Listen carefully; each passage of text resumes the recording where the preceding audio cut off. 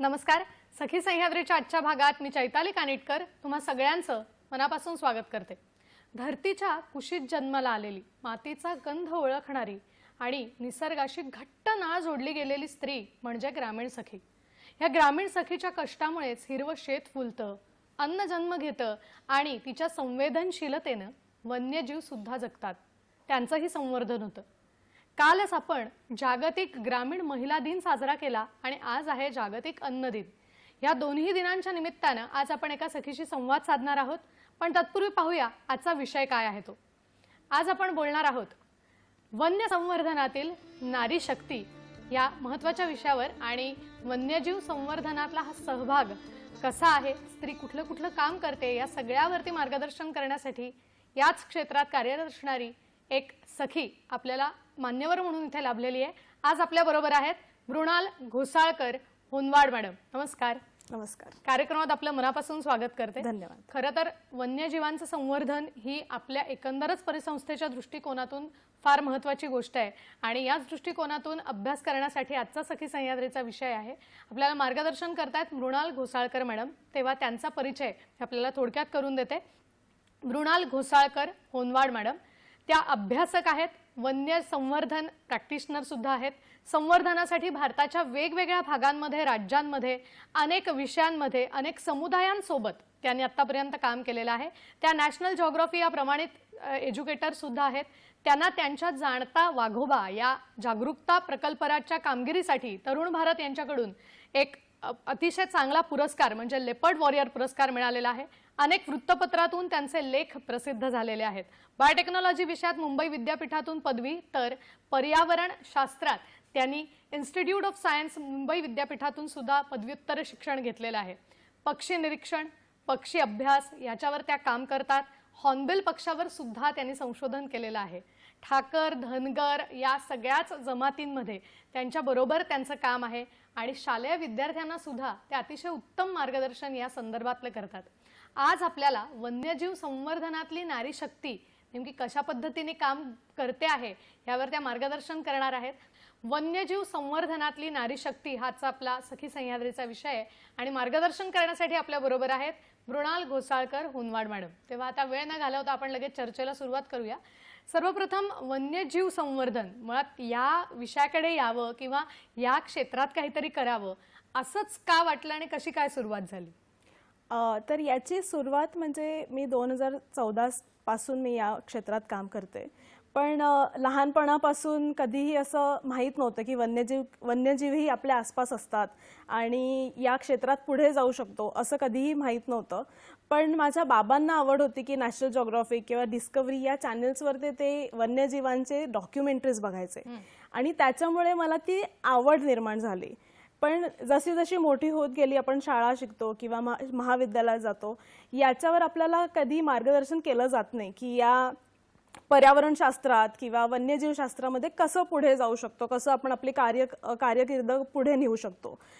पण माझ्या पदव्युत्तर शिक्षणामध्ये मला काही माझे मित्रमैत्रिणी भेटले ज्यांच्यामुळे मला पक्षी निरीक्षणाची आवड निर्माण झाली आणि त्यामुळेच मी माझे 2014 पासून जे काम सुरू केलं ते पक्षी निरीक्षणामध्ये सुरू केलं. आणि त्याच्यानंतर जेव्हा मी नॉर्थ ईस्टर्न उत्तर पूर्वांचल राज्यांमध्ये जेव्हा मी काम करायला सुरुवात केली धनेश पक्षावर, तेव्हा तिकडच्या लोकांसोबत राहूनच मला हे समजायला लागलं की वन्यजीव हे फक्त एक म्हणजे माणसांशिवाय वन्यजीव असं हे गणित कधीच होणार नाही. त्याच्यामुळे वन्यजीव आणि माणूस हे नेहमी एकाच नाण्याचे दोन बाजू आहेत. त्याच्यामुळेच मी त्यावेळेला ठरवलं की मला वन्यजीव संवर्धनामध्ये तर काम करायचंच आहे, पण मला लोकांसोबतच राहून आणि त्यांच्यासाठीच काम करायचंय. तर तसा माझा प्रवास सुरू झाला आणि आम्हाला एक चित्र दिसतंय समोर. हो, खरंच वेगवेगळ्या जमातींबरोबर, समुदायांबरोबरच हे काम आहे मला वाटतं. आणि आता तुम्ही म्हणालात तसं की कुठेतरी ती आवड असते, पण आजही असं आहे की पर्यावरणाचा अभ्यास हा कुठेतरी एका छोट्याशा विषयापुरता मर्यादित आहे. बरं, हे काम करणं हे एका सखीसाठी नक्कीच सोपं नाहीये. याच्यासाठी ना कुठेतरी एक प्रेरणा असायला लागते, कुठेतरी ती कलाटणी मिळायला लागते आपल्या करिअरला. तर असं काही घडलं का आणि या क्षेत्रात आपण प्रवेश केला? माझे वडील तर होतेच, माझे कुटुंब तर होतंच. म्हणजे माझ्या आईने मला जेवढा पाठिंबा दिलाय की तू ज्या ज्या वेगवेगळ्या भागात जाशील तिच्या आणि माझ्या भावाच्या पाठिंब्याशिवाय तर मी हे केलं नसतं. आणि प्रेरणा मला ज्या लोकांसोबत राहून मी काम केलं, जसे जसे मला माझे मार्गदर्शक मिळत गेले या क्षेत्रामध्ये, तसं तसं मी हे काम पुढे नेत गेली. बरं, आता फार महत्त्वाचा आत्ता बोलताना उल्लेख आपण केला की ग्रामीण भागात राहून किंवा लोकांसोबत राहून वन्यजीव संवर्धन करायचं हे कुठेतरी डोक्यात ठरवलेलं होतं. आणि आपण कालच जागतिक ग्रामीण महिलाचा दिन आपण साजरा केला, तर या निमित्ताने मला विचारायचं आहे की वन्यजीवांचं संवर्धन करण्यामध्ये किंवा त्यांना वाचवण्यामध्ये ग्रामीण महिलांचा सहभाग हा किती महत्त्वाचा असतो आणि तो आपल्याला कसा काय मिळाला हे काम करत असताना? तर जेव्हा मी वेगवेगळ्या भागांमध्ये जसं काम करत होती, म्हणजे मी जेव्हा उत्तर पूर्वांचल राज्यांमध्ये धनेश पक्षासाठी जेव्हा काम करत होती, ते काम माझं नागालँड, त्रिपुरा, मिझोरम, मेघालय, आसाम, अरुणाचल प्रदेश या राज्यांमध्ये होतं. तर तिकडे ज्या महिला होत्या त्यांनी जेव्हा आपण फील्डवर काम करतो आपल्याला एक पाठिंब्याची गरज असते. आणि या महिला मला ज्या ज्या भागात भेटत गेल्या त्या सगळ्यांनी मला एक मानसिक पाठिंबा देण्याचं महत्त्वाचं काम केलंय. त्याचप्रमाणे जेव्हा मी धनगर समुदायासोबत काम करत होती मयुरेश्वर अभयारण्याच्या जवळ, तेव्हा काही महिलांनी मला त्यांच्या घरात जागा दिली, कारण मी त्यांच्या सोबतच राहून काम करत होते. त्याचप्रमाणे जेव्हा मी निफाड म्हणजे नाशिकच्या साईडला जेव्हा जाणता वाघोबा जेव्हा बिबट्या संबंधी जनजागृतीचं काम करत होती, तेव्हा मला तिकडच्याच काही काकूंनी गाडी चालवण्यासाठी शिकवण्यात मदत केली. त्याचप्रमाणे राजस्थानमध्ये जैसलमेरमध्ये मी जेव्हा काम करत होती तेव्हा बऱ्याचदा आपण आपल्या कुटुंबापासून खूप लांब असतो. तर अशा वेळेला प्रत्येक स्त्री मला जे जे भेटत गेली या पूर्ण प्रवासामध्ये, तिथे त्यांनी मला एक मानसिक पाठिंबा दिला. आणि कधी पण असं कोणत्या पण गोष्टीचा जेव्हा सपोर्ट लागला तेव्हा त्या माझ्यासोबत होत्या. हे माझ्या स्वतःच्या अनुभवांमधून मी सांगू शकते. नक्कीच मला वाटतं की आपण म्हणतो ना की एक स्त्री दुसऱ्या स्त्रीचं मन ओळखू शकते, कारण हे काम करणं नक्कीच काय म्हणतो आपण चॅलेंजिंग आहे, आव्हानात्मक आहे. कारण आपण स्वतः तिथे जायचं, त्या समुदायांबरोबर राहायचं आणि शिवाय आपल्याला समोर जी असणारी काही ध्येय आहेत ती साध्य करायची, हे खरंच अवघड काम आहे. आणि याच्यात आता माझ्या मनात हा प्रश्न आहे की एकंदर जसं आपलं जीवनशैली बदलत गेली आहे तसे खूप बदल झालेत, तर त्या अनुषंगाने माझ्या मनात प्रश्न आहे. पण तो घेण्यापूर्वी आपल्याला एक फोन येतोय, तो आपण घेऊया. आपल्याला अजिंक्य गोळे बदलापूरहून प्रश्न विचारतात. नमस्कार. मला असं विचारायचं होतं की महिलांचं जे पारंपरिक ज्ञान असतं त्याचा उपयोग आपण हवामान बदलाच्या संकटांना कसं म्हणजे आव्हान पेलू शकतो याविषयी काय सांगायला सुचतं? नक्कीच आपल्या प्रश्नाचं ते उत्तर देतील. त्यांचा प्रश्न छान आहे. मला वाटतं की तुम्ही अनेक ठिकाणी काम केलेत म्हणालात तसं, की काही बाबतीत ना ग्रामीण महिलेला असणारं जे ज्ञान आहे ते कदाचित पुस्तकामध्ये असेलच असं नाहीये. तर ते आपण म्हणतोय, त्यांनी खूप चांगला शब्द वापरला की पारंपरिक ज्ञान ते त्यांच्याकडे आलेलं आहे. तर त्याचा आपल्याला आव्हानांवर मात करण्यासाठी कसा काय उपयोग करता येणार एखादं उदाहरण देऊन सांगता येईल का? नक्कीच. आणि धन्यवाद तुमच्या प्रश्नासाठी. जेव्हा मी हे जे वारली, ठाकर हे जे समुदाय आहेत त्यांच्यासोबत जेव्हा मी काम करत होती जाणता वाघोबा प्रोग्रामच्या अंतर्गत, तेव्हा जे बिबट्या संदर्भात ही गोष्ट आहे की जेव्हा वाघोबा हे जी त्यांचं दैवत आहे, तर वाघोबामुळे आजही ते वाघोबा या देवतेला मानतात. आणि ह्याची म्हणजे काय म्हणतात की वाघोबाची ही वसुबारस, आपल्याकडे दिवाळीत जसं वसुबारस असतं तसंच वाघबारस असतं. या वाघबारसच्या वेळेला ते या वाघोबाची पूजा करतात, त्याला नैवेद्य दाखवतात. आणि म्हणजे त्याच्या मागे त्यांची भावना अशी असते की आमच्या पाळीव जनावरांना काही दुखापत किंवा होऊ नये. जशी आपली ग्रामदैवत असते जी गावाचं संरक्षण करते, तसंच वाघोबा असा असतो की जो जंगलाचं आणि त्यांच्या प्राण्यांचं संरक्षण करतो. तर ही त्याच्या मागची त्यांची भावना असते.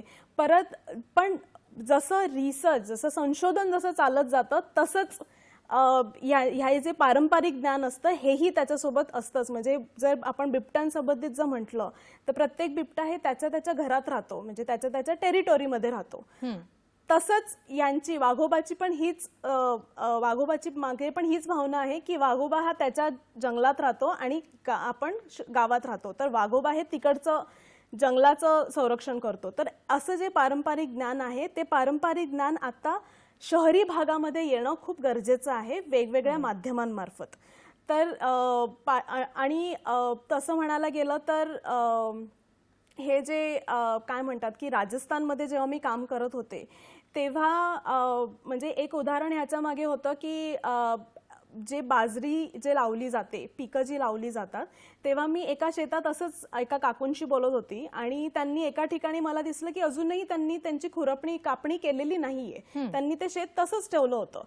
तर मी त्यांना विचारलं, हे तुम्ही बाजरी तुमच्यासाठी ठेवली आहे का, तुमच्या घरच्यासाठी, घरच्या वापराला ठेवली आहे का? तर त्यांनी म्हणाली की नाही नाही, हे आम्ही पक्ष्यांसाठी ठेवलेली आहे. अच्छा. तर ते खूप नवीन होतं माझ्यासाठी की पक्ष्यांसाठी कोणीतरी त्यांचं शेत राखून ठेवतंय. तर त्यांचं म्हणणं होतं त्या की दृष्टीने आम्हाला आम्ही एक फोटोही दिसतोय की एवढं शेत जे ठेवलं जातं.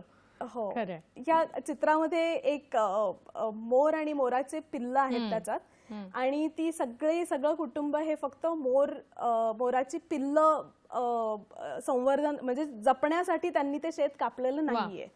तर ही संवेदनशीलता किंवा हा दृष्टिकोन आपल्यामध्ये येणं आणि हे पारंपरिक ज्ञान हे एका ग्रामीण भागातून शहरी भागामध्ये येणं खूप गरजेचं आहे. नक्कीच मला वाटतं आता जो आपण उल्लेख केला हा वाघोबा जो प्रकल्प आहे, जाणता वाघोबा, तर मला वाटतं एक त्या प्राण्याविषयीची भीती वाटणं आणि प्लस त्याचं संवर्धन करणं असे दोन्ही हेतू ठेवून हे काम होतं. तर खरंच हे ज्ञान ग्रामीण सखीकडून शिकायला हवं की एक वाटा कुठेतरी आपण जर पक्ष्यांसाठी राखीव ठेवला तर त्यांचंही पोट त्याच्यावर भरेल. कारण खरं सांगायचं तर आज शहरांमध्ये तर हवी तितकी झाडं नाही उरलेली, पक्ष्यांसाठी आसरा उरलेला नाहीये. तर त्या दृष्टिकोनातून ही ग्रामीण सखी आपल्याला काम करताना दिसते. आता माझ्या मनात जो एक प्रश्न होता याच संदर्भातला प्रश्न आहे की जसं शहरीकरण वेगानं व्हायला लागले, नागरीकरण प्रचंड वेगानं व्हायला लागले, अनेक वृक्ष याच्यामध्ये तोडले जातात या सगळ्या प्रकल्पांमधून, तर कुठेतरी ग्रामीण भागामध्ये सुद्धा याची झळ पोहोचलेली दिसते. आणि मग वन्यजीव संवर्धनामध्ये कुठली आव्हानं आपल्याला जायला लागतं की ज्या आव्हानांवर खरंच एक विचार करण्याची किंवा तिथेही प्रकल्प निर्माण करण्याची गरज आहे. काय सांगाल याविषयी? नक्कीच. तर ग्रामीण भागामध्ये वन्यजीव संवर्धनाशी निगडीत ग्रामीण भागामध्ये सर्वात मोठा प्रश्न की इथे संशोधन होत नाही. जेवढ्या प्रमाणात संशोधन होणं गरजेचं आहे हे होत नाही आणि त्याच्यामुळे स्थानिक प्रश्नांशी निगडीत जे संशोधन व्हायला पाहिजे किंवा त्या संशोधनांचा उपयोग या प्रश्नांमध्ये उत्तरं शोधण्यात किंवा तो प्रश्न कमी करण्यासाठी व्हायला पाहिजे तेवढं संशोधन या भागात होत नाही.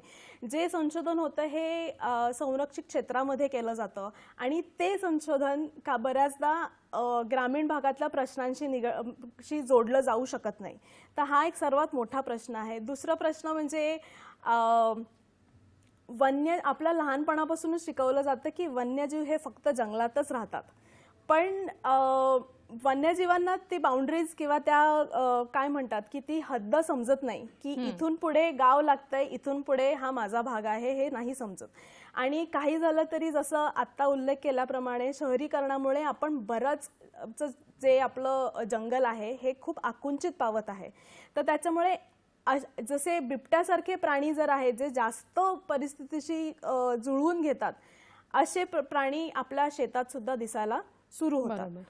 तर हे तिसरा गोष्ट म्हणजे की जेव्हा आपण म्हणतो की हे सगळे प्राणी जंगलातच असले पाहिजेत तर ते प्राणी आपल्या शेतात काय करतात.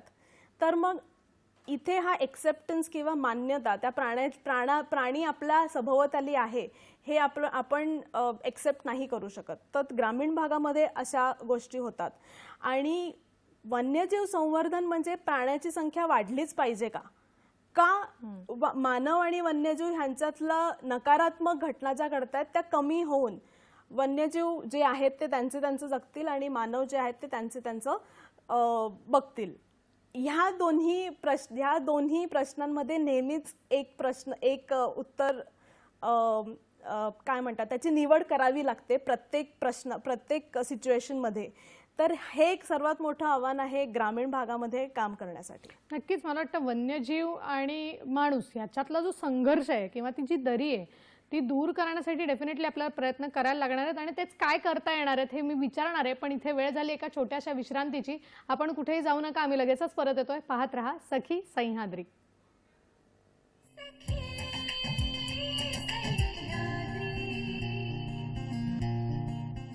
ब्रेक नंतर पुन्हा एकदा सगळ्यांचं स्वागत करते. वन्यजीव संवर्धनातली नारी शक्ती हा आजचा सखी सह्याद्रीचा विषय आहे आणि मार्गदर्शन करण्यासाठी आपल्या बरोबर आहेत अभ्यासक संवर्धनातलं विशेष कामगिरी करणाऱ्या मृणाल घोसाळकर हुनवाड मॅडम. ब्रेक पूर्वी एक मनात प्रश्न येऊन गेला होता आपल्या चर्चेच्या निमित्ताने की तुम्ही म्हणालात तसं आज खरंच आपल्याला अनेक अशा बातम्या दिसतात की शेतामध्ये एखाद्या प्राण्याचं अस्तित्व आहे किंवा त्यांनी गावकऱ्यांना घाबरवलंय, तर खरं तर असं नाहीये. कुठेतरी त्यांचा अधिवास निघून चाललाय आणि म्हणून या सगळ्या घटना घडायला लागल्यात. तर हाच प्रश्न मनात होता की वन्यजीव आणि माणूस यातला हा जो चाललेला संघर्ष आहे, दिवसेंदिवस वाढणारा संघर्ष आहे, हा कमी करण्यासाठी कुठल्या पद्धतीने आपल्याला काम करायला हवंय आणि अगदी साधं साधं आपण काय काय करू शकतो, काय सांगाल? तर हे जे प्रश्न आहेत की मानव वन्यजीव नकारात्मक घटना किंवा हा जो संघर्ष जसं असं आपण म्हणतो, तर हे कमी करण्यासाठी ह्याच्यात बऱ्याच साऱ्या गोष्टी आहेत की जनजागृती करणं आहे, संशोधन करणं आहे, तिकडची यंत्रणा कशी काम करते आहे, वेगवेगळे घटक म्हणजे वेगवेगळे स्टेक होल्डर जे स्थानिक भागांमध्ये असतात हे कसे त्यांना जोडून आपण काम करू शकतो. तर ह्या सगळ्या गोष्टी येतातच. पण त्याच्यामध्ये जनजागृती बाबतीत, कारण मला थोडं त्याच्या बाबतीत माझं थोडंसं काम असल्यामुळे त्याच्या बाबतीत मी सांगू शकते की 2016 साली आम्ही एक जाणता वाघोबा नावाचा प्रकल्प सुरू केला महाराष्ट्र वन विभागासोबत आणि wild life conservation society India यांच्याकडून. आणि या प्रकल्पाअंतर्गत आम्हाला हे बघायचं होतं की बिबट्या हा जो प्राणी आहे आणि बिबट्यावर जे ग्रामीण भागात जे संशोधन झालेलं आहे, जे ऊसाच्या फडामध्ये त्यांचं अस्तित्व आहे, तर ते संशोधन, त्याच्या संशोधनाचे जे जे निकाल लागलेले आहेत ते निकाल हे या लोकांपर्यंत कसे पोहोचवता येतील, त्याच्यामुळे हा एक प्रश्न, हा एक त्याच्या मागचं एक कारण होतं. दुसरं म्हणजे आता तर ही सगळी जी माहिती बिबट्याबद्दल की बिबट्याची वागणूक कशी असते किंवा बिबट्या हा प्राणी काय आहे, तर बिबट्या हा प्राणी काय आहे, त्याचबरोबर आम्ही सुरुवात करताना शाळा आणि महाविद्यालयांच्या विद्यार्थ्यांसोबत हे सगळी माहिती त्यांना आम्ही पुरवली. पण पुढचा प्रश्न होता की आपण लोकांपर्यंत कसं जाऊ शकतो. बरोबर. तर आम्ही काही बिबट्या दूध निर्माण केले जे हे विद्यार्थीच होते आणि या विद्यार्थ्यांकडून आम्ही हे जी माहिती होती ती विद्यार्थ्यांकडून आम्ही हे त्या लोकांपर्यंत ग्रामसभेमध्ये किंवा आपले पोलीस पाटील असतात, सरपंच असतात, त्याचप्रमाणे मीडिया आहेत, माहितीपत्रके जे आहेत, वृत्तवाहिन्या आहेत, यांच्यापर्यंत ही माहिती पोहोचवण्यात आली. आणि ह्याच्यामध्ये असं झालं की एक छोटंसं उदाहरण म्हणजे जेव्हा आम्ही लोकांना विचारलं की तुम्हाला या प्रकल्पामुळे काय उपयोग झाला किंवा तुमच्या उपयोगाचं काही झालं का, तेव्हा त्यांचं म्हणणं होतं की माणूस हे बिबट्याचं अन्न नाही, हे आम्हाला या माहितीतूनच कळलं. मला वाटतं अशी जी गोष्ट आहे ही आम्हाला पण ऐकायची आहे, पण तत्पूर्वी आपण एक फोन घेऊया आणि मग पुढे बोलूया. शिवानंद वसेदार निपाणीहून प्रश्न विचारतायत. नमस्कार. नमस्कार मॅडम. माझा प्रश्न असा आहे, पूर्वी काळी सर्कसमध्ये वगैरे हत्ती, घोडा, वाघ, सिंह वगैरे सगळे वन्य प्राण्यांचं त्यावेळी पालन पोषण करून त्यांनी सर्कसचा वापर करत होते. त्यासाठी मुलांना बघायला, सर्वांना सुद्धा बघायला मिळत होतं. पण आता सध्या परिस्थितीमध्ये सगळं बंद झालेलं आहे, ते बघायला मिळत नसतात. मग आताच्या मुलांना, लहान लहान मुलं असतात ते शाळेला जाणार वगैरे, त्यांना नुसतं चित्र दाखवायची पाळी आलेलं आहे. मग त्यासाठी आपण कशा प्रकारे बदल करू शकतो ज्यांनी की वन्य प्राण्यांना बघायला मिळेल, यासाठी तुम्ही काय मार्गदर्शन कराल असा माझा प्रश्न आहे. नक्कीच या विषयी आपण बोलूया. फक्त तत्पूर्वी आपला आधीचा प्रश्न जो होता तो आपण पूर्ण करूया की या प्रकल्पातून खरंच हे बऱ्याच लोकांना याची माहिती नसते की ते आपलं खाणं नाहीये, हे फार महत्वाचं आहे. या दृष्टीने अजून काय सांगता येईल? म्हणजे बऱ्याचदा असं होतं की जेव्हा म्हणजे लोकांना भीती असते किंवा जे सोशल मीडियावर दाखवलं जातं की म्हणजे असं होतं की आपण बऱ्याचदा काय म्हणतात की पॉझिटिव्ह गोष्टी ज्या असतात, सकारात्मक गोष्टी आपण नाही दाखवत, पण नकारात्मक गोष्टी की या प्राण्याने यावर हल्ला केला आणि मग त्याच्यातून जे गोष्टी येतात की ते भुकेले असतात, जनावरं भुकेले असतात, मग त्यांना जंगलात खायला काही मिळत नाही, त्याच्यामुळे ते माणूस हे एकदम इझी खाद्य असल्यामुळे ते त्यांना खातात. परत त्याचप्रमाणे असं होतं की एकदा त्याला चव लागली की तो खात राहतो. या सगळ्या गोष्टी जरी असल्या तरी बिबट्याच्या बाबतीत मी म्हणू शकते की बिबट्या आपल्या घराच्या जवळ का येतो, तर आपल्या घराच्या जवळ कुत्रे असतात, हे त्याच्यासाठी खूप सोपं खाद्य आहे. म्हणजे तो बरोबर. हरिण पकडायला जाईल की कुत्रं खायला जाईल, तर तो कुत्रे खायला जाईल. म्हणजे त्याच्यासाठी आपल्याला भूक लागली की आपण वरण भात खाणार की वडापाव खाणार, तर कुत्रा हा बिबट्यासाठी वडापाव आहे. तर त्या गोष्टींसाठी तो आपल्या घराजवळ येतोय. आणि ज्या पण घटना होत आहेत, म्हणजे आता घटना मी म्हणेल की नाशिक, जुन्नर या भागांमध्ये बऱ्याच घटना वाढत आहेत. बरोबर. त्याच्या मागची कारणं शोधणं, संशोधन करणं हे खूप गरजेचं आहे. आपण खरंय. संशोधन नसताना काही पण बोलणं आणि त्याची जनजागृती होणं हे खूप चुकीचं आहे. चुकीचं आहे. आता त्यांचा प्रश्नही खूप छान आता आपल्याला शिवानंद सरांनी विचारला की खरंच पूर्वी एक काळ होता की सर्कस सारख्या प्रकारांमध्ये, प्रयोगांमध्ये खऱ्याखुऱ्या जंगली प्राण्यांचा, पाळीव प्राण्यांचा दोघांचाही वापर होत होता आणि तेव्हा ते प्राणी अगदी जवळून बघायला मिळत होते. आज असं झालंय की अनेक प्राणी, अनेक पक्षी हे आपल्याला खरंच चित्रात दाखवायची वेळ आली आहे. तर यांचं संवर्धन करण्यासाठी साधारण काय आपल्याला उपाययोजना करता येऊ शकतात किंवा काय बदल करणं अपेक्षित आहे? तर जसं त्यांनी प्रश्न विचारला, तर हे वन्यजीव किंवा हे पक्षी बघण्यासाठी अभयारण्य किंवा झूजमध्ये जाणं हे गोष्टी होऊ शकतात. किंवा खूप छान डॉक्युमेंटरीज आजकाल आलेल्या आहेत, ज्या आपल्याला बऱ्याच ज्या चॅनल्सवर अवेलेबल आहेत. त्याच्यासाठी खूप महाग एक सबस्क्रिप्शन घ्यायची वगैरे गरज नसते.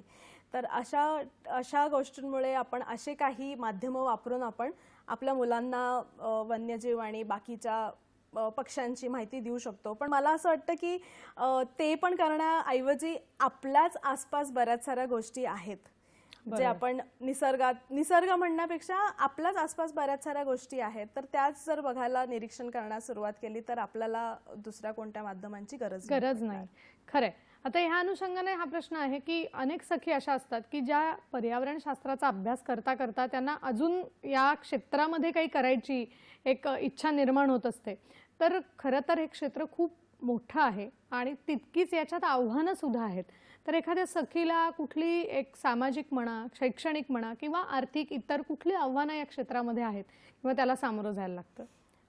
म्हणजे मी हे माझ्या अनुभवातून सांगू शकते की जेव्हा आपण या क्षेत्रात उतरतो तेव्हा तर पहिल्यांदा हे क्षेत्र लोकांना माहीतच नसल्यामुळे तुम्ही हे काय करताय किंवा तुम्हाला 9 ते 5 हा कामाची वेळ नाही आहे का तुमच्याकडे, किंवा तुम्ही ह्याच्यातून काय साध्य करणार आहात, किंवा तुम्ही एवढ्या ठिकाणी फिरताय, हे असंच तुम्ही आयुष्यभर फिरत राहणार आहात का, असे सामाजिक प्रश्न खूप येत राहतात. पण आपण हे आपल्या आवडीसाठी करतो, त्याच्यामुळे ती एक गोष्ट असतेच की आपल्याला या क्षेत्रामध्ये काहीतरी काम करायचं म्हणून आपण ही सगळी आव्हानं जरी असली तरी आपण पुढे जात राहतो.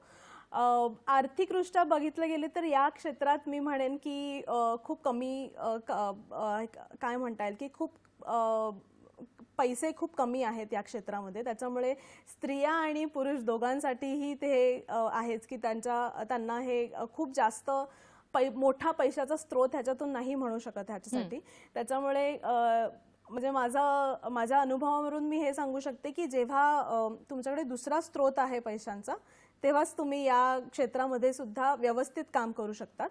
आणि शैक्षणिकदृष्ट्या मी म्हणेन की शैक्षणिकदृष्ट्या स्त्रियांसाठी आणि सगळ्यांसाठीच समान संधी उपलब्ध आहेत आता, ज्या आमच्या वेळेला आम्हाला माहीत नव्हतं. पण आता बरेच सारे असे कोर्स निघाले आहेत, पदव्युत्तर शिक्षणं आहेत, पदवी शिक्षणं आहेत, ज्याच्यामध्ये ग्रामीण भागातल्या महिलांनी सुद्धा यावं आणि त्यांनी त्यांच्या भागात राहून त्यांनी काम करावं. तर अशा संधी नक्कीच उपलब्ध आहेत आता. बरं, ह्या संधी तर उपलब्ध आहेत, मग याच क्षेत्रात अनेक स्त्रिया खरं तर काम करतात, पण बऱ्याच स्त्रियांची माहितीही आपल्याला नसते. तर अशी काही उदाहरणं सांगता येतील की या क्षेत्रामध्ये असलेली सखी बस काय सांग? नक्कीच. तर म्हणजे हे सगळे माझ्यासमोर काम करणारे लोक आहेत. म्हणजे आत्ताच पूजा पवार म्हणून आहेत, जे आपल्या काय म्हणतात ते धनेश पक्षावर काम करतात आणि त्यांना बघायचं आहे की ते धनेश पक्षाच्या विष्ठेमधून DNA गोळा करून त्यांना बघायचं आहे की वेगवेगळे पॉप्युलेशन्स, म्हणजे धनेशच्या वेगवेगळ्या पॉप्युलेशन्स आहेत का. बरं. तर तसं कोणी आहे. मी ज्यांच्यासोबत काम करते, डॉक्टर विद्या अत्रेया, त्यांनी पहिल्यांदी ऊसाच्या क्षेत्रामध्ये बिबट्यांवर संशोधन केलं होतं आणि त्यांच्याचमुळे आपण ते अभ्यास त्यांनी केलेला जो अभ्यास आहे तो आपण पुढे जाऊ शकतो.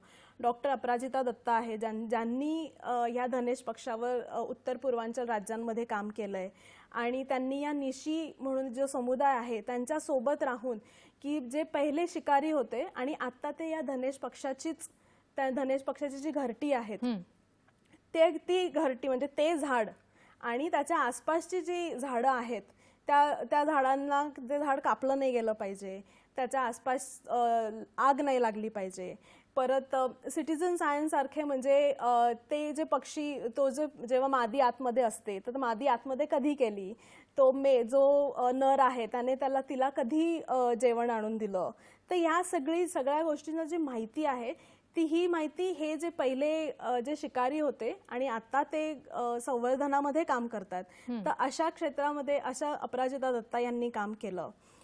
आणि असे बरेच उदाहरणं आहेत ज्यांनी या क्षेत्रामध्ये काम करतात.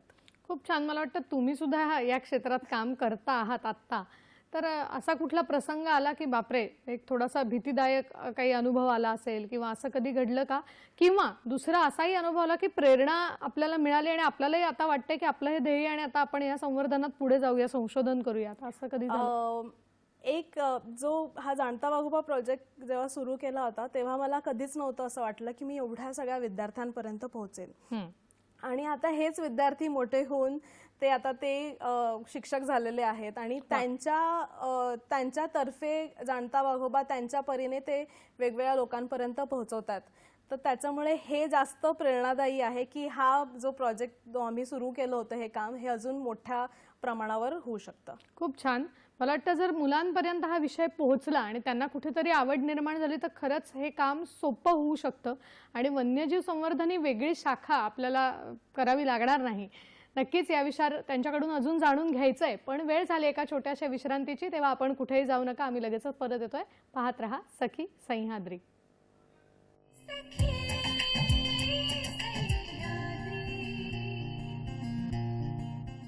ब्रेक नंतर पुन्हा एकदा सगळ्यांचं स्वागत करते. वन्यजीव संवर्धनातील नारी शक्ती हा सखी सह्याद्रीचा आजचा विषय आहे आणि मार्गदर्शन करण्यासाठी आपल्या बरोबर आहेत वन्यजीव संवर्धन अभ्यासक मृणाल घोसाळकर हुनमाड मॅडम. मॅडम, आपण याविषयी बोलत होतो की एकंदरच हा जो प्रवास आहे आपला कशा पद्धतीने सुरू आहे. आता माझ्या मनात हा नेमका प्रश्न आहे की ज्यावेळेला आपण स्वतः अनेक जमातींबरोबर अनेक ठिकाणी जाऊन काम केलेलं आहे, तर एकंदर हे काम करत असताना वन्यजीव संवर्धनातले प्रकल्प सातत्याने पुढे चालू ठेवणं आणि त्याचबरोबरीने ग्रामीण लोकांना त्याच्यामध्ये सहभागी करून हे काम करणं, अशा दोन्ही पातळ्यांवर हे काम केलं जातं. तर मग लोकांच्या बाबतीत कुठली खबरदारी घ्यायला लागते बोलताना किंवा हे प्रकल्प पुढे नेताना, काय काळजीने काम करावं लागतं? नक्कीच.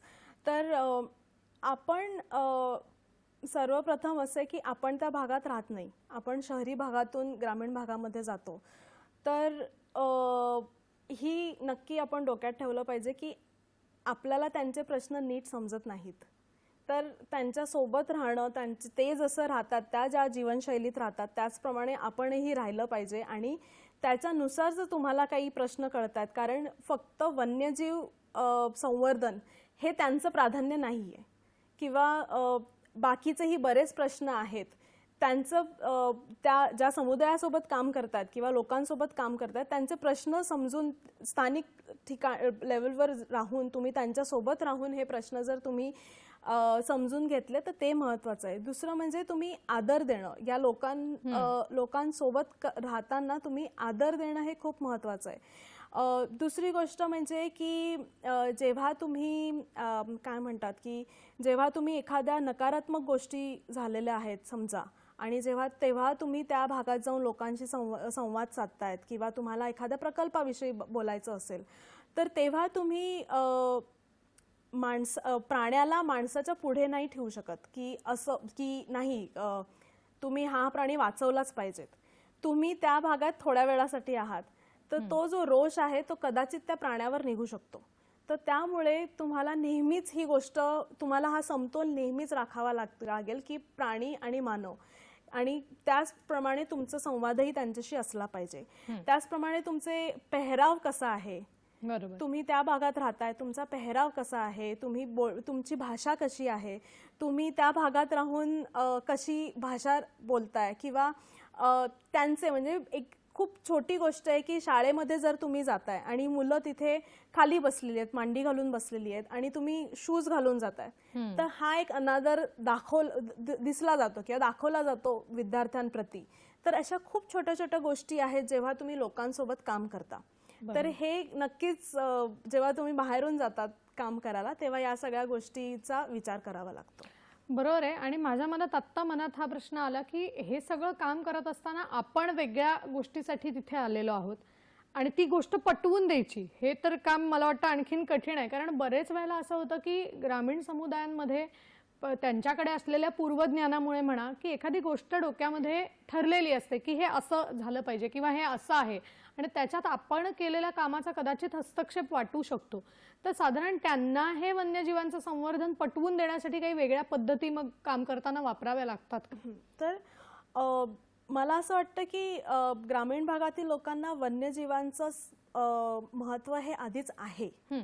किंवा म्हणजे जर मी म्हटलं की शहरी भागात मधील लोकांपेक्षा ग्रामीण भागातील लोकांना, कारण त्यांचा वावर प्राण्यांसोबत जास्त आहे किंवा काय म्हणता येत की पाळीव प्राणी पण आहेत किंवा जंगली प्राणी पण आहेत, त्यांना त्याचं महत्त्व सुद्धा आहे. पण नक्की जेव्हा अशा नकारात्मक गोष्टी कधी होतात तेव्हा या प्रश्नावर फक्त थोडासा विचार करावा लागतो.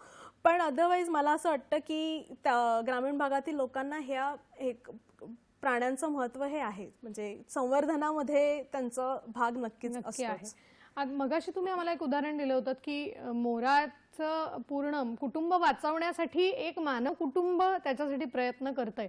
तर अशीच वन्यजीव आणि माणूस यांच्या सहअस्तित्वाची आणखीन काही उदाहरणं सांगता येतील का, किंवा कशा पद्धतीने लोक याच्यामध्ये सहभागी होतात?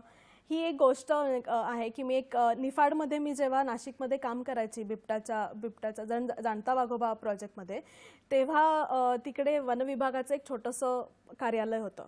आणि जेव्हा मी इथे म्हणजे त्या वनरक्षक वनमजुरांना जेव्हा भेटायला गेली, माझं दिवसाचं जे शाळेचं काम असायचं ते करून मी तिथे जेव्हा गेले तेव्हा मला 2 कोल्ह्यांची पिल्लं तिथे मला दिसले त्या कार्यालयामध्ये. छोटी पिल्लं होती आणि त्यांनी मला सांगितलं की त्यांनी जो पाटातलं पाणी जेव्हा सोडलं, त्यांना जेव्हा उसाला पाणी द्यायचं होतं त्याच्यानंतर त्यांनी पाटातलं जे पाणी सोडलं तर तो जो पाईप असतो, जो पाटाच्या इकडे जो असतो, त्याच्यातून ही पिल्लं, मला वाटतं चित्रात पण हो हे, तर ते वाहून थोडी बाहेर आली. आणि मग त्या कुटुंबाला कळलं की अरे इथे तर ही पिल्लं आहेत. मग त्यांनी आता पुढे काय करायचं म्हणून त्यांनी वनविभागाला फोन केला आणि त्यांनी मग त्यांच्या जे काय म्हणतात की जे कायदेशीर पद्धती आहेत त्याच्यानुसार त्यांनी ते त्यांच्या कार्यालयामध्ये आणली.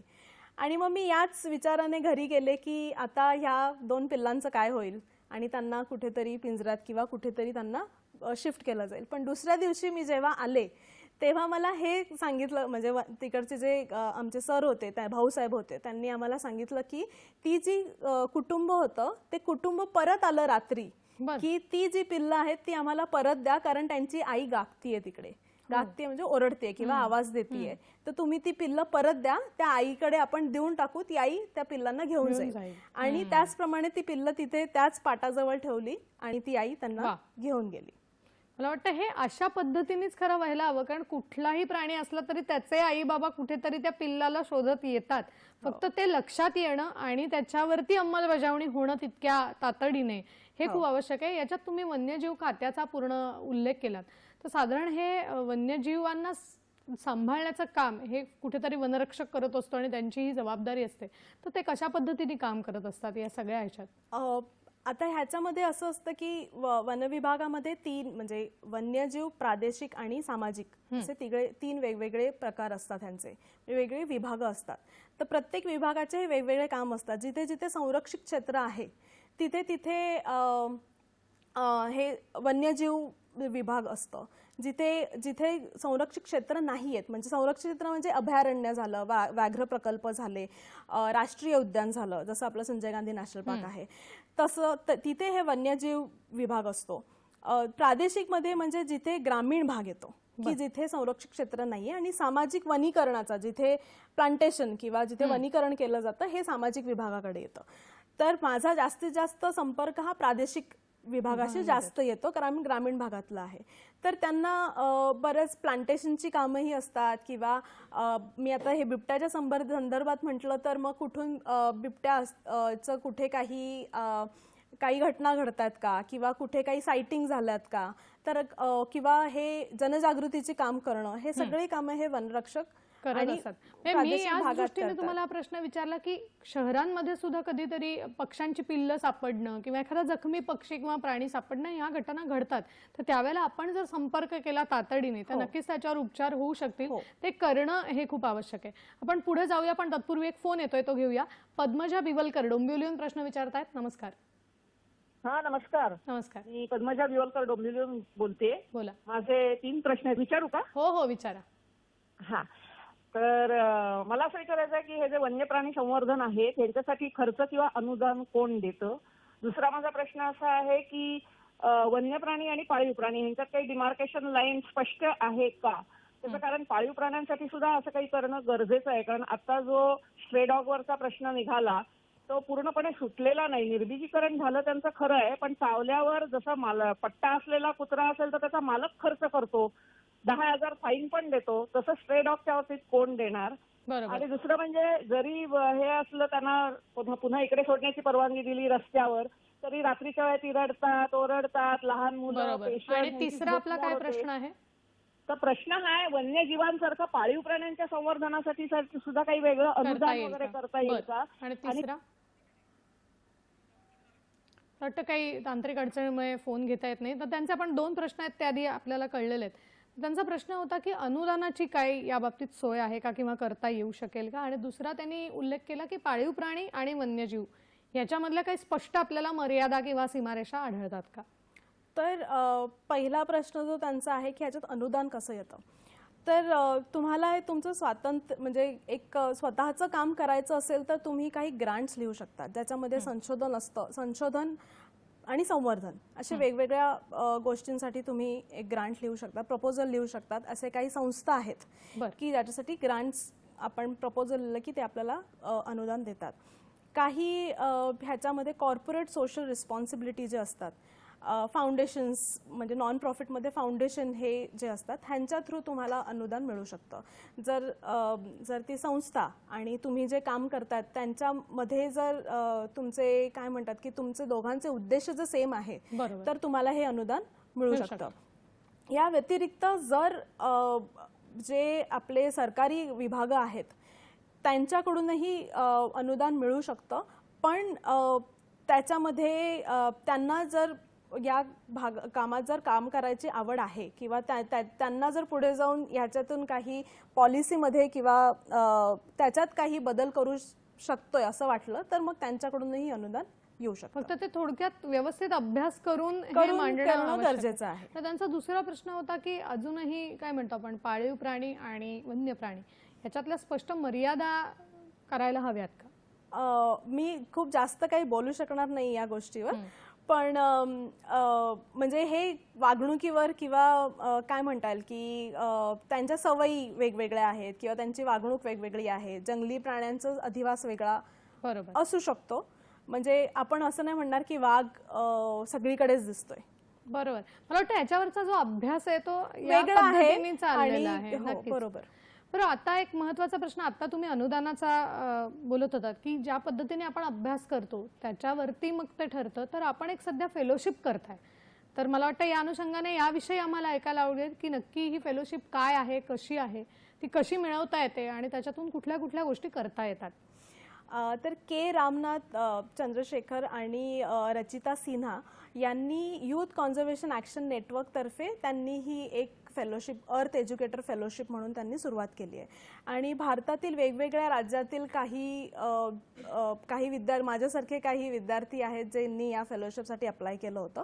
आणि ही निसर्ग शिक्षणासाठी ही फेलोशिप आहे, ज्याच्यामध्ये खूप वेगवेगळे लोक आहेत. म्हणजे एक खूप दुर्मिळ खूप दुर्मिळ पक्षी मिळतो तामिळनाडूमध्ये.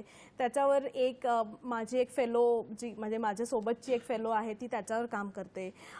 कोणी आहे जे निसर्गावर म्हणजे निसर्ग काय म्हणतात की आपल्या आसपासच्या ज्या गोष्टी आहेत म्हणजे नॅचरल हिस्ट्री काय असू शकते किंवा म्हणजे आपण छोटंसं गांधील माशीचं जे घरटं असतं जे बनवतात तर ते आपण कसं निरीक्षण करू शकतो किंवा आपल्या आसपास जे नेचर जर्नलिंग असतं त्या गोष्टी कशा करू शकतात तर ह्याच्यावर कोणी काम करतंय. तर मी या फेलोशिपमध्ये असं बघते की मी एका नेरळच्या पुढे एक मानिवली म्हणून एक गाव आहे त्या गावाच्या जिल्हा परिषदच्या शाळेमध्ये मी एक छोटीशी फेलोशिप करते. तर मला हे बघायचं होतं की हे जी मुलं तिथे आहेत विद्यार्थी तिथे आहेत हे विद्यार्थी त्यांच्या आसपासचा जो निसर्ग आहे किंवा ते त्यांच्या आसपासच्या निसर्गामध्ये कोणत्या गोष्टी जास्त बघतात किंवा जास्त निरीक्षण करतात तर त्याच्याशी रिलेटेड मला एक छान असा अभ्यासक्रम बनवायचा आहे. तर आणि सर्वात महत्त्वाचं म्हणजे की या गावातल्या मुलं सुद्धा वाघोबाची पूजा करायला जातात. तर हे खूप महत्त्वाचं आहे आणि जिथे जिथे डोंगराळ भाग आहे तिथे तिथे वाघोबा आहे आणि हे खूप महत्त्वाची म्हणजे मला आवडीची गोष्ट आहे की ही मुलं सुद्धा वाघोबाची पूजा करतात आणि वाघोबासाठी त्यांना खूप काय म्हणतात खूप छान भावना आहे त्यांची की हे आमचं दैवत आहे म्हणून. तसं शेताचे पण देव असतात की शेत नांगरणीच्या अगोदर देवाची पूजा केली जाते. तर हे जे पारंपरिक ज्ञान जे आहे ते या मुलांकडूनच माझ्यापर्यंत पोहोचलंय. हे मला वाटतं हे खूप छान आहे की तो प्रकल्प आणि आता करत असलेली फेलोशिप हे कुठेतरी आपल्याला जोडता आलंय. खूप छान. या विषयावर असंच मार्गदर्शन त्यांच्याकडून घ्यायचं आहे. पण वेळ झाली आहे पुन्हा एकदा छोट्याशा विश्रांतीची. आपण कुठेही जाऊ नका, आम्ही लगेचच परत येतोय. पाहत रहा सखी सह्याद्री.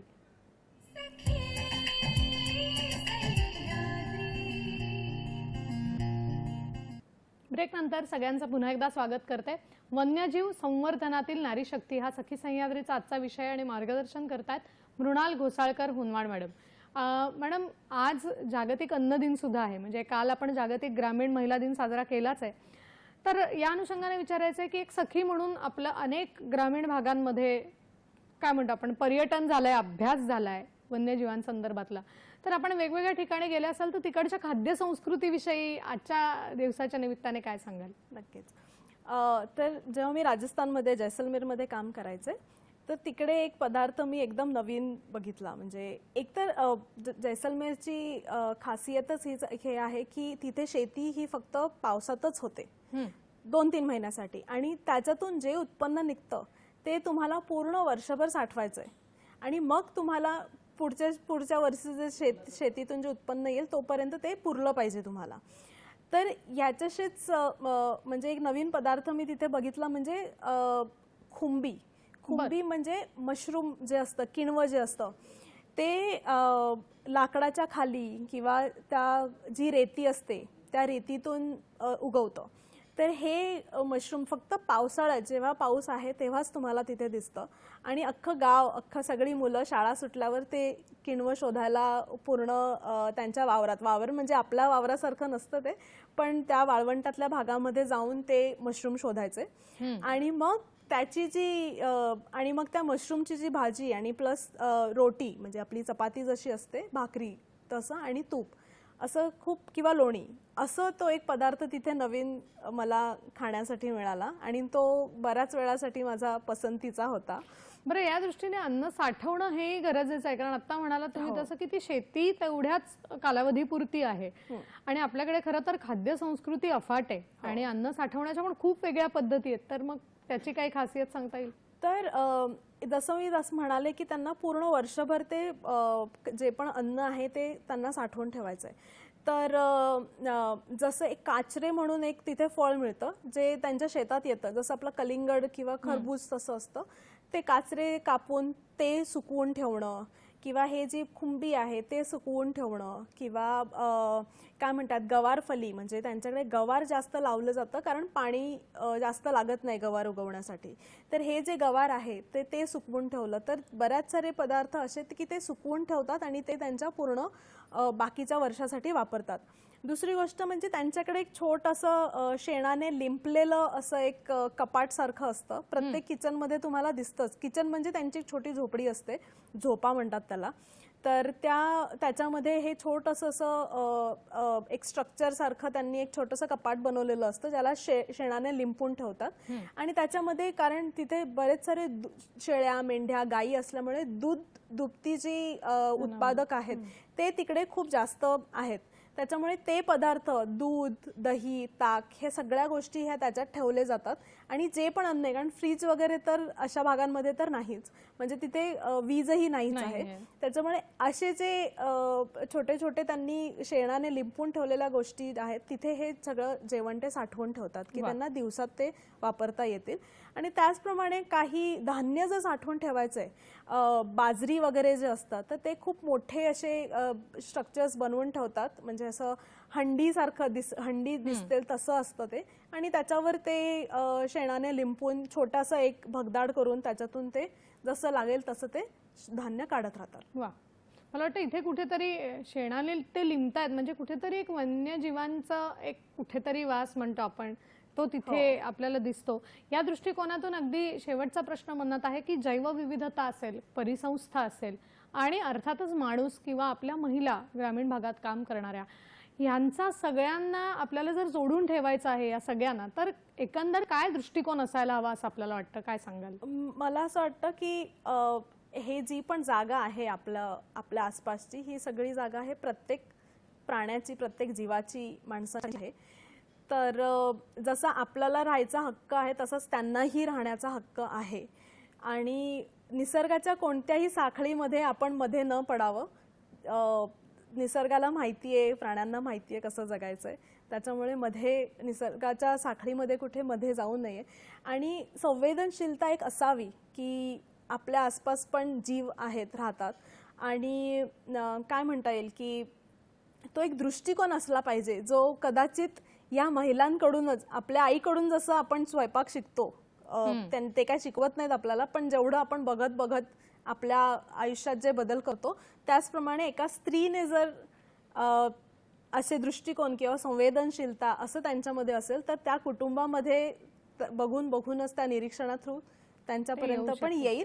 तर हे जसं तुम्ही म्हणालात की वन्यजीव संवर्धन करायला किंवा कोणतेही निसर्ग किंवा पर्यावरण संवर्धन करायला वेगळं काही करावं लागणार नाही ते आपला आपसुकच होऊन जाईल आपल्याकडून. बरं, तुम्ही नेरळमध्ये काम करताय त्या शाळेमध्ये तर त्या मुलांमध्ये असा काही बदल घडलेला दिसतोय का म्हणजे आपण कामाला सुरुवात केल्यापासून आतापर्यंत त्यांच्यात काही वेगळा वन्यजीव संदर्भातला काही वेगळा बदल त्यांचा दृष्टिकोन बदललेला दिसतो का आणि तो बदलायचा असेल तर आपलं काही ध्येय ठरवलेलं आहे? तर मला असं वाटतं की मीच त्यांच्याकडून खूप शिकतेय त्याच्यामुळे दृष्टिकोन माझा बदललाय त्यांचा नाही हे झालाय त्याच्यामुळे त्यांच्याचकडून शिकायला खूप गोष्टी आहेत. फक्त काही गोष्टीमध्ये आता ते खूप जो त्यांच्या आसपासचा जो निसर्ग आहे तो ते खूप एकदम संक्षिप्त स्वरूपात किंवा खूप डिटेल्ड मध्ये आता ते बोलायला लागलेत.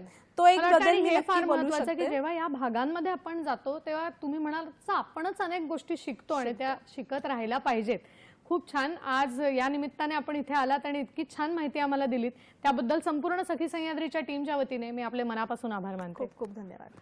नक्कीच. आणि जाता जाता इतकंच सांगते, अन्न निर्माण करणारे हात आणि निसर्गाचं रक्षण करणारी मनं ज्यांच्याकडे आहेत तीच मानवजातीची खरी बलस्थान आहेत असं म्हणायला हरकत नाही. सखी सह्याद्रीमध्ये या दोन्ही दिनांच्या निमित्ताने आपण आज हा विषय घेऊन भेटलो होतो. असेच वेगवेगळे विषय घेऊन आपण सखी सह्याद्रीमध्ये भेटत असतो. आपण भेटणार आहोत सखी सह्याद्रीच्या पुढच्या भागात एका नवीन विषयासह. आता निरोप घेते. नमस्कार.